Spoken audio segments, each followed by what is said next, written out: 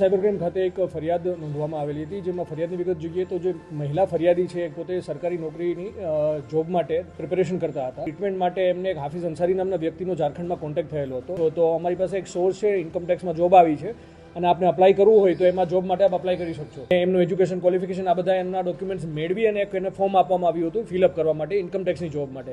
હવે processing fee માટે આપણે 12 લાખ રૂપિયા આપવા પડશે. ફરિયાદીએ જ્યારે જણાવ્યું કે એટલા પૈસા એમની પાસે ન હોય, તેમની પાસે 6 લાખ રૂપિયા લેવામાં આવ્યા હતા.